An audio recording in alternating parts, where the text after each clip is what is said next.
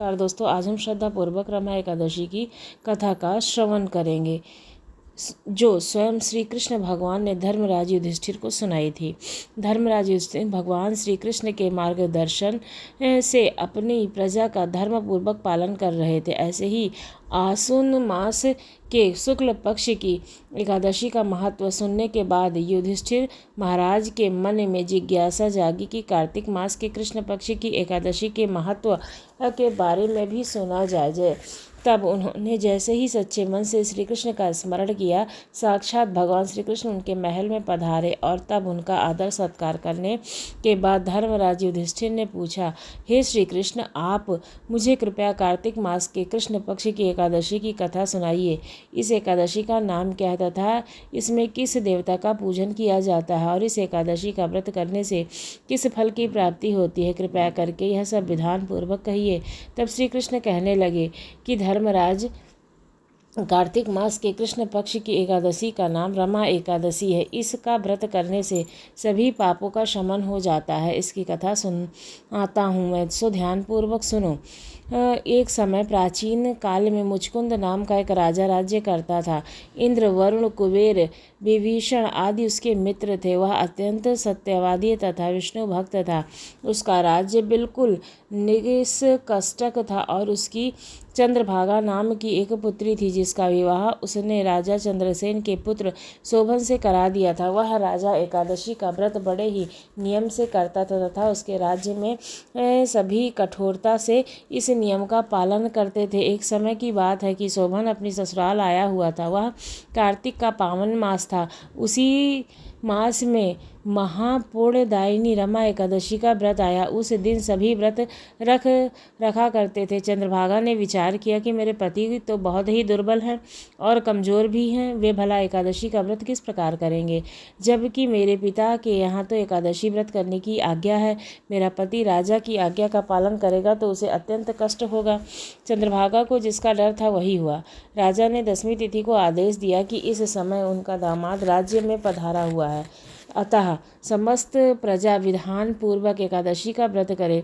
जब 10वीं तिथि आई तब राजा ने ढिंढोरा पिटा दिया गया, जिसे सुनकर शोभन अपनी पत्नी के पास गया और कहने लगा, हे प्रिय, अब तुम ही मुझे कोई उपाय सुझाओ। मैं इतना उपवास नहीं कर सकता हूँ और अगर मैंने उपवास रख लिया तो अवश्य ही भूख के मारे मेरी मृत्यु हो जाएगी। पति की बात सुनकर चंद्रभागा ने कहा, हे स्वामी, मेरे पिता के राज्य में तो एकादशी के दिन भोजन नहीं कर सकता है कोई। यहाँ तक कि हाथी, घोड़ा, ऊँट, अन्य पशु इत्यादि तिनक अन्य मात्र जल ग्रहण नहीं कर पाते हैं, तो भला मनुष्य कैसे भोजन कर सकता है? यदि आप उपवास नहीं कर सकते हैं तो आप यहाँ से किसी अन्य जगह पर चले जाइए, क्योंकि यदि आप यहाँ रहेंगे तो आपको व्रत तो अवश्य ही करना पड़ जाएगा। पत्नी की बात सुनकर शोभन ने कहा, हे प्रिय, राय उचित है, परंतु मैं इस व्रत से बचने के लिए किसी स्थान पर नहीं जाऊँगा। अब मैं भी इस व्रत को अवश्य ही करूँगा, परिणाम चाहे कुछ भी क्यों ना हो।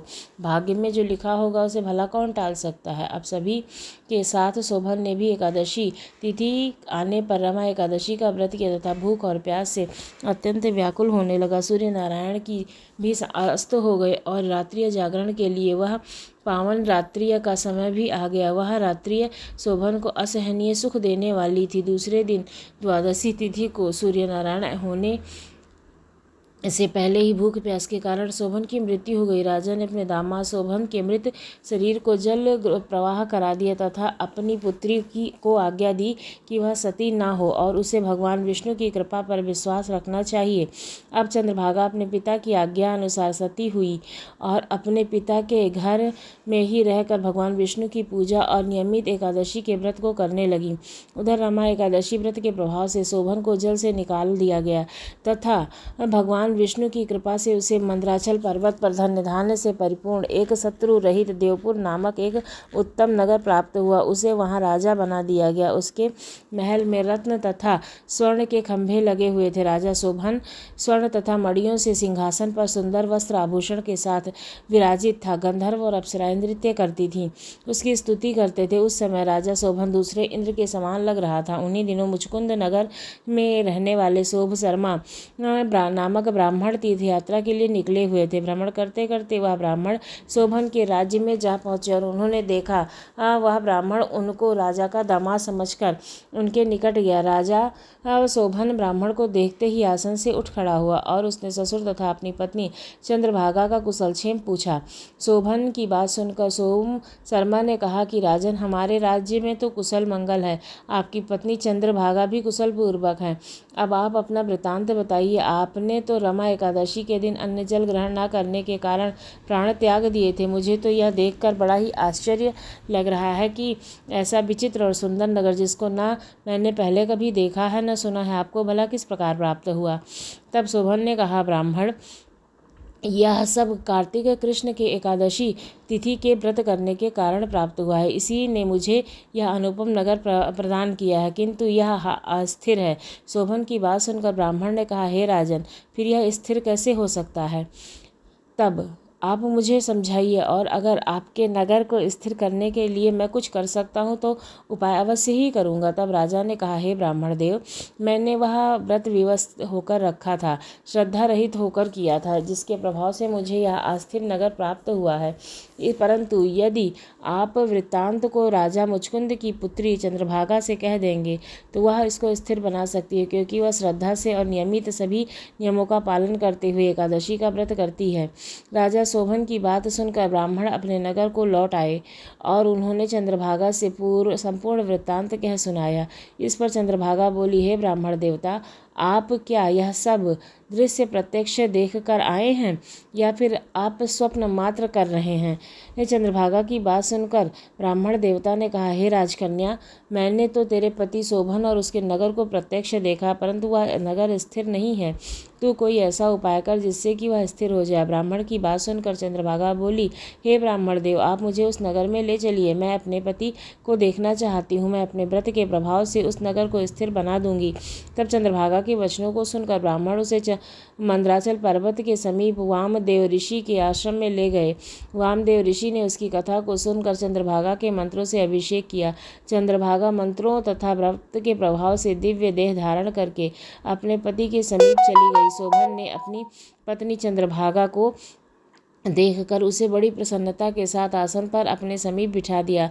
चंद्रभागा ने कहा, स्वामी, अब आप मेरा पुण्य को सुनिए। जब मैं अपने पिता के घर में 8 वर्ष की थी, तब से ही सविधि एकादशी का व्रत करती रही हूँ। उन्हीं व्रतों के प्रभाव से आप अपना यह नगर स्थिर कर सकते हैं तथा सभी कर्मों से परिपूर्ण होकर प्रलय के अंत तक स्थिर रहेगा। चंद्रभागा दिव्य स्वरूप धारण करके तथा दिव्य वस्त्र अलंकारों से सुसज्जित होकर अपने पति के साथ सुखपूर्वक निवास करने लगी। भगवान श्री कृष्ण कहते हैं कि धर्मराज, यह मैंने रमा एकादशी का महात्मा तुमसे बताया है। जो मनुष्य रमा एकादशी के व्रत को करते हैं उनके सभी पाप नष्ट हो जाते हैं। जो मनुष्य रमा एकादशी के दिन इस पावन महात्मा को सुनते हैं वह विष्णु लोक को जाते हैं। कथा का सार है, भगवान श्री हरि अत्यंत दयालु और क्षमावान है। वे अपने भक्तों को सभी अपराधों से क्षमा करते हैं। श्रद्धापूर्वक व विवश होकर भी यदि कोई उनका पूजन व एकादशी व्रत कर लेता है, जिस प्रकार शोभन ने किया था, तो वह उसे भी उत्तम फल प्रदान करते हैं। परंतु मनुष्य को चाहिए कि वह भगवान का पूजन श्रद्धापूर्वक करे। शोभन अपनी पत्नी द्वारा श्रद्धापूर्वक किए गए एकादशी व्रतों के कारण ही अपने राज्य को स्थिर कर सका था। ऐसी सुकर्मा पत्नी भगवान श्री हरि की कृपा से ही प्राप्त हो सकती है। कथा समाप्त कर श्रोताओं अब